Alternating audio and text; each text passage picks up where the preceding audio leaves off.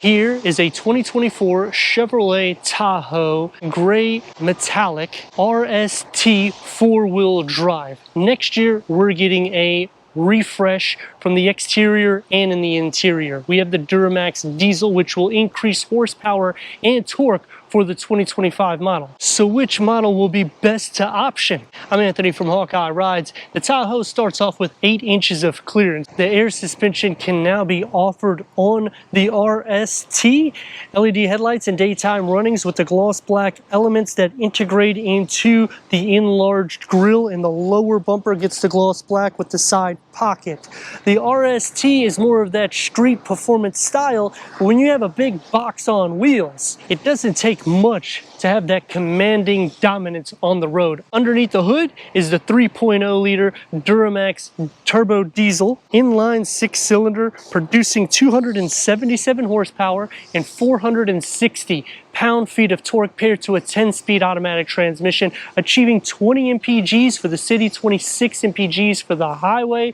For the 25 model, you're getting 38 horsepower more and over 30 pound-feet of torque. 22-inch wheels come on the RST. Standard is an 18-inch wheel, and next year you can option up to a 24-inch wheel. Premium smooth ride suspension, mechanically limited slip differential with the Chevy Safety Assist that includes the Tele Auto High Beam, front pedestrian braking, forward collision alert, lane keep assist with lane departure warning, follow distance indicator, front and rear assist with the theft system. The luxury package will add the enhanced automatic emergency braking, the surround view or 360-degree reverse camera, automatic emergency braking, driver alert package, which also includes the rear cross traffic alert, lane change alert, side blind spot alert, in which when you're already at these prices, you're talking 70, 80 grand to start at an RST. Some of the safety, I wish that would be implemented, because when I'm getting the luxury package, predominantly I'm wanting that for the interior amenities, not the safety. So that is one of the big problems that I have. Towing up to 8,300 pounds, but because this is all-wheel drive, it drops to 8,200 pounds. The Jeep Wagoneer will be the most because it goes all the way up to near 10,000 pounds, then Ford, then Nissan. LED taillights, the gloss black elements take over for the Tahoe, and the badging, the lower gets the gloss black elements. No exhaust tips, and the rear windshield wiper is tucked underneath the lower roof spoiler. All trims come standard with power liftgate, going into 25.5 cubic feet. It does sit up, so you'll have a little bit of a lip. We get a home plug underneath the floor. Can have a little bit of area for storage. Split fold the third row in the back at a 60-40 split. That increases cargo to 72.6 cubic feet. Do the same thing for the captain seats, and that's going to max cargo to 122.9 cubic feet.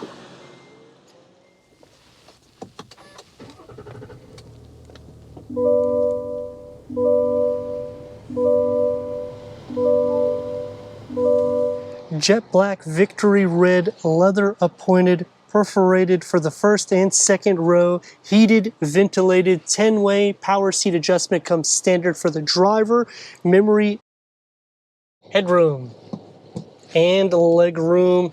It's a box on wheels, so you have plenty of room in the interior. You're going to have the perforated that goes in the dashboard. This is a little storage tray here. 10.2 infotainment screen in the center with wireless Apple CarPlay, wireless Android Auto. That is standard, and standard is an 8-inch touch screen. Put it into reverse. We got the 360-degree reverse camera, and you have a lot of different camera positions that you can change to make it a little bit easier for your reversing, and you can also zoom in and zoom out as well. Bose 9-speaker upgraded sound system. Heads-up display is only on the high country. 10 speakers for Bose go onto the Premier and up. Auto-dimming rear view mirror, push and pull to put it into gear. Tri-climate control is standard. Wireless charging pad, 12 volts, 2 USBs. Unfortunately, no pass-through. You have some sleeves on both sides. And the key fob for the Tahoe. For the refresh, you're going to have a 17.7 infotainment screen with over 11 inches for the driver cluster. So it's going to have that similar look to the Cadillac, so the dash will be revised. Another little storage, and it opens up into a deep storage pocket, which look how big it is. You can literally fit a little box inside. Cup holders in the back, that's going to be beneficial for there. Leather wrapped steering wheel, it's heated, multi-function. The gauge cluster has an array of information because it is a digital reader.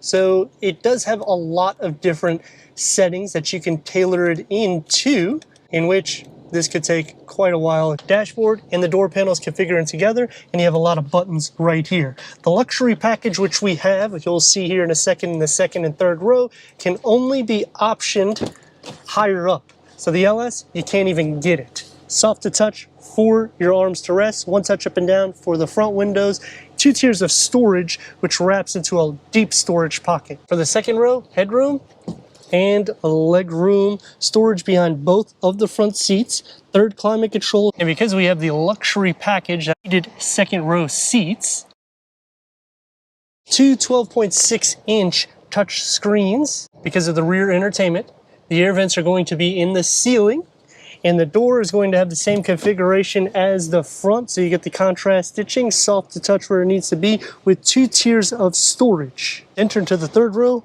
pull the lever, pull it again, and now you have a pretty sufficient area to just walk into here. Cup holders and a storage with a USB port is going to be on both sides with the air vents in the ceiling. And let's fold this back so you can see the leg space. With it up more, you have a lot. With it back to the full extent at 6'3", you still have a little bit. Headroom isn't so bad. And when you're looking at butt space, you're going to be a little bit tight to fit 3 in the back. But because you have this opening here, you have plenty of room for the center occupant. It's just because this comes out a little bit more so than the second row, it makes it a little bit more tight for the third row. Going back to the question at hand, is it better to option this or wait for the 25 model? For the tech style, I would say wait for the 25 model. There's obviously going to be a price increase, but you're also getting more horsepower and torque. Here we're at 277 horsepower with 460 pound-feet of torque, which is still efficient for a turbo diesel. Inline 6-cylinder, so you have power underneath it, but obviously anything increased is always welcome. Because it's a box on wheels, I think you'll be good either way. Just like I said, with the technology, some of the styling elements, and also the air suspension that you can now option for the RST makes it a little bit more unique. So that way you don't have to just go up the tier in order to get it.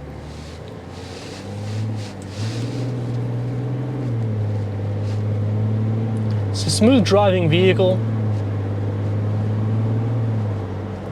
Ground clearance is great. You feel like you're in like a semi truck, and it almost feels like a house inside for the interior. The engine, you don't really hear it filter in too much because the sound deadening is excellent. The steering is going to have some weight, but that is going to be expected because this is a full-size SUV.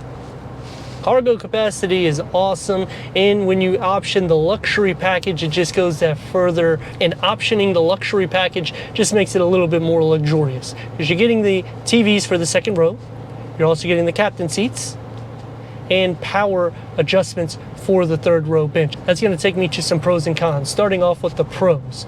Looking at the 24 model, I like that you're getting all of these amenities and you're still underneath an 80 grand price point. The con is you do have to add about 8 grand of features in order to get what we have in this vehicle to make it look like this. And if you're thinking, well, I'll just option an LS, well, the LS, you can't get the luxury package. Turn radius is about 3 lanes. Let's rock and roll.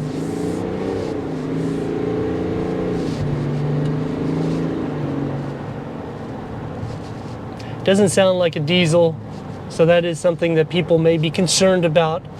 I personally like the Duramax turbo diesel the most when I'm thinking for these larger vehicles on the Chevy line.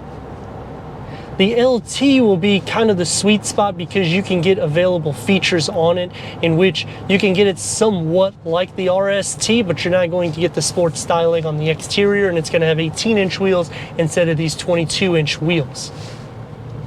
Some other pros is wireless Apple CarPlay and wireless Android Auto. A con is you don't have enough power seat adjustments, and when I'm starting to hover near an 80 grand price point, I would like to see a lot more power seat adjustments, standard heated second row seats.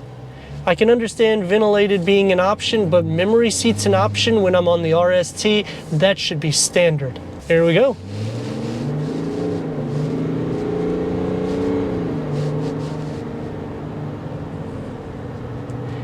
The pedal will feel heavy at times, especially depending on how fast you are going, but from a light to light, you're not going to really notice too much of a weight. Going against rivals, not being the best in class in towing, they're not addressing anything for 2025. And when you're thinking about the Jeep Wagoneer, I mean, they tow quite a bit, but interior space of this is a little bit easier to get into the third row. Cargo capacity is nearly the same length, just the difference in the 24 model is you're not going to have all that technology like you will in the 25 model. I like that you still have option capabilities. I just dislike that when you put the options, it pretty much puts you into a different tier, because now you can almost go into the Premier or the high country because you're near $70,000 or over $70,000 once you get it spec'd out like this. But let me know your thoughts in the comments, and if you're new to the channel, consider subscribing. Check out the next video, merchandise, website, and Instagram.